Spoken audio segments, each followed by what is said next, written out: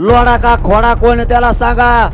जर हे असले लोडा आणि खोडा गचपणे जर मध्ये उठले, तुला जर मराठ्याचा हिसका दाखिला, तुला आमटी सुद्धा पेता यायची नाही। आमच्या नादी लागू नको, आम्ही एका बुक्कीत कांदा फोडीत असतो। मुंबईत राहायचं नीट राय।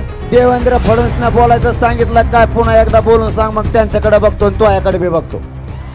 कोणतरी येडपट आज बोललं एक मुंबईचं, हे नाही नवीनच पिल्लू आलं एक लोडा का खोडा काहीतरी आहे।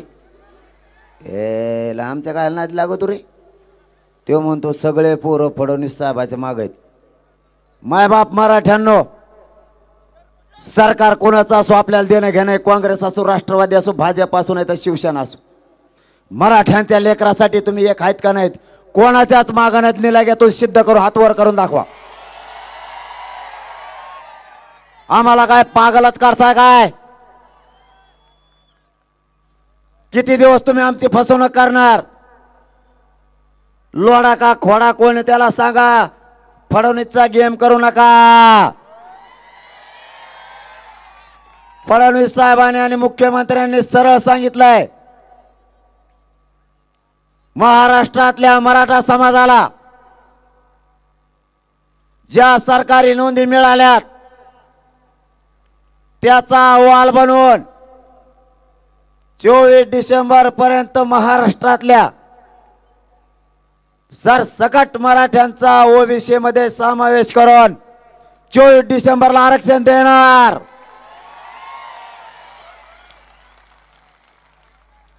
जर हे असले लोडा आणि खोडा गचपणे जर मध्ये उठले, भाऊ तू आमच्या नादी लागू नको, तो कोणाला आम्हाला माहित नाही गचपान। आमच्या मध्ये मध्ये वळवळ करू नको। तुला जर मराठ्याचा हिसका दाखिला, तुला आमटी सुद्धा पेता यायची नाही।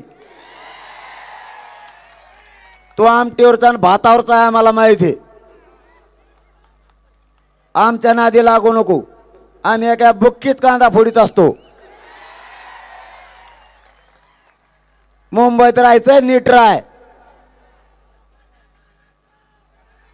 आमच्या वाटाला येऊ नको। आणि तुला देवेंद्र फडणवीसना बोलायचं सांगितलं काय, पुन्हा एकदा बोलून सांग, मग त्यांच्याकडे बघतो आणि तो याकडे बी बघतो। देवेंद्र फडणवीस आणि त्यांचे सहकारी लोढा यांच्यावरती हे टीकास्त्र सोडलेलं आहे। तर मंडळी, आंतरवालीच्या घटनेत फडणवीस यांचा काही हात नव्हता असं वक्तव्य करणारे मंगलप्रभात लोढा यांनी, जरांगे पाटील यांनी त्यांच्यावरती सडकून टीका केलेली आहे। यांनी फडणवीस यांच्या गळ्यात हात घालून फिरणारा 24 डिसेंबर नंतर कळेल की राज्यात तरुण कोणाबरोबर आहेत, अशा पद्धतीचा पलटवार मनोज जरांगे यांनी केला। तर मंडळी, आंतरवाली सराटीमध्ये जो लाठी हल्ला करण्यात आलेला होता, लाठी हल्ला झालेला होता आणि या घटनेत फडणवीस यांचा काहीही हात नव्हता, त्यांच्यावर टीका झाली तरी ते शांत राहिले असं वक्तव्य मंगलप्रभात लोढा यांनी केलं होतं। त्यावर लातूरमध्ये जरांगे पाटील यांनी सडकून टीका केली। आमचा अंत पाहू नका, 24 डिसेंबर नंतर तुम्हाला राज्यातील तरुण कुणासोबत आहे हे समजेल असं जरांगे म्हणालेलं। फडणवीस म्हणजे महाराष्ट्राचे भीष्म असं मंगलप्रभात लोढा म्हणाले होते। आणि महाभारतातील अर्जुन कृष्ण यांच्या बद्दल आपण सर्व काही जाणतो, मात्र प्रचंड सहनशीलता असलेल्या भीष्म पितामहाबद्दल फार जाणत नाही। महाराष्ट्राच्या राजकारणात भीष्म सारखीच सहनशीलता असलेले नेते म्हणजे देवेंद्र फडणवीस। अंतरवाली सराटीच्या घटनेत खोटे आरोप होऊनही ते शांत राहिले। ते सहनशील म्हणून तरुण त्यांच्या पाठीशी आहेत असं वक्तव्य मंत्री मंगलप्रभात लोढा यांनी नागपुरातल्या रोजगार मेळाव्यात केलं होतं। नांदेडच्या कंधारमध्ये बोलताना मराठा आंदोलक मनोज जरांगे पाटील यांनी मोठं विधान केलं। त्यांनी देवेंद्र फडणवीस यांच्यावर भाष्य केलं आणि तसंच मराठा आरक्षणाबाबत त्यांनी भूमिका मांडली।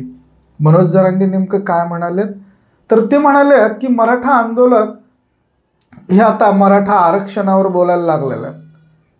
दोन्ही उपमुख्यमंत्री देवेंद्र फडणवीस यांच्यावरती त्यांनी भाष्य केलेलं आहे। मी मराठा समाजाची बाजू लावून धरलेली आहे, सरकार ते किती गांभीर्याने घेत आहे मला माहीत नाही। आमच्या लेकरांचं हित आमच्यासाठी महत्त्वाचं आहे. 24 डिसेंबरपर्यंत सरकार काय करतं ते पाहू, आमचं लक्ष या सगळ्या गोष्टींकडे आहे. यांनी काय आश्वासन दिलं हे आम्हाला माहिती आहे. आपल्या लेकरांच्या बाबतीत हे विधिमंडळामध्ये काय मांडतात याकडे आमचं लक्ष आहे. जर 24 डिसेंबरपर्यंत निर्णय झाला नाही तर यांच्या लक्षात येईल आम्ही काय आहे ते, असा इशारा मनोज जरांगे यांनी सरकारला दिलेला आहे, तसेच फडणवीसांना दिलेला आहे.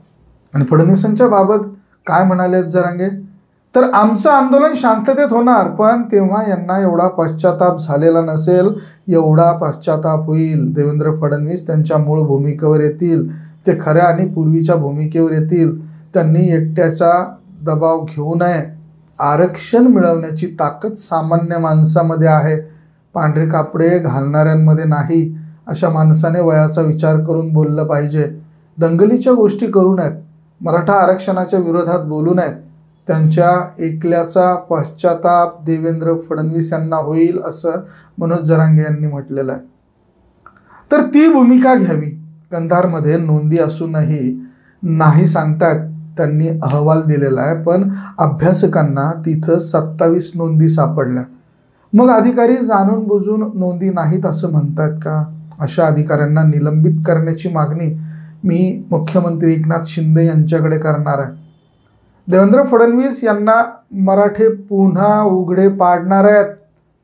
कुणाच्याही दबावात न येता भूमिका जी होती ती घ्यावी, मग मराठ्यांचा विचार तुम्ही सोडून द्या असं मनोज जरांगे यावेळेस म्हणालेलं आहे.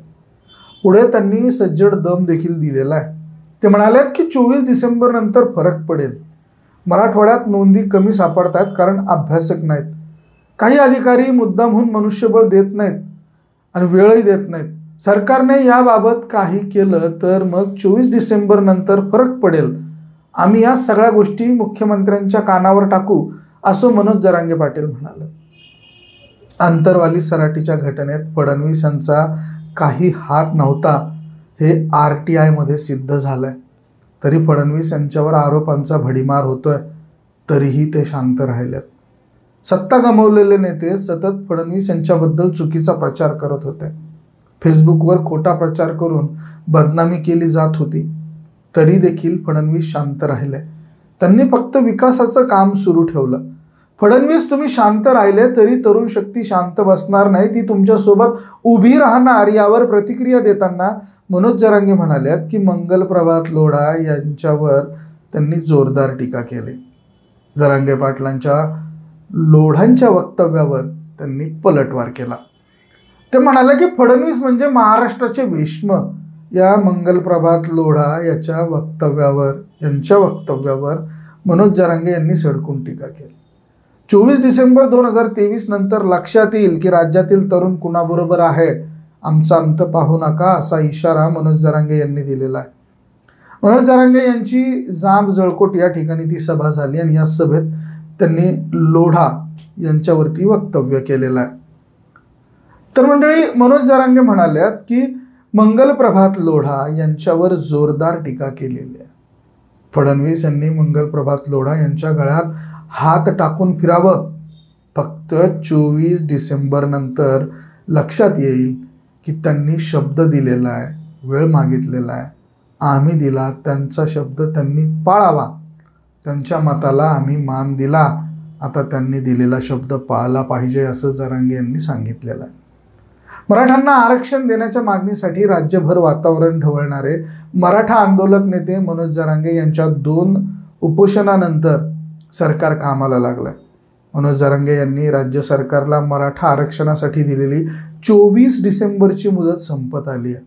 दुसरीकडे मनोज जरांगे राज्यभर दौरे घेत आहेत, सभा घेऊन वातावरण तापवत आहेत. सरकार 24 डिसेंबरपर्यंत काय करतं ते पाहू, आमचं लक्ष आहे. आमच्या लेकरांबाबत विधिमंडळ हे काय काय करणार आहे याकडे देखील आमचं लक्ष असल्याचं मनोज जरांगे यांनी यावेळेस म्हटलेलं आहे. आणि ते पुढं असं म्हणालेले आहेत की फडणवीस यांना मराठे पुन्हा एकदा उघडे पाडणार आहेत. त्यांनी दबावात न येता जी होती ती भूमिका घ्यावी असं आव्हान मनोज जरांगे यांनी सरकारला आणि फडणवीसांना दिलं आहे.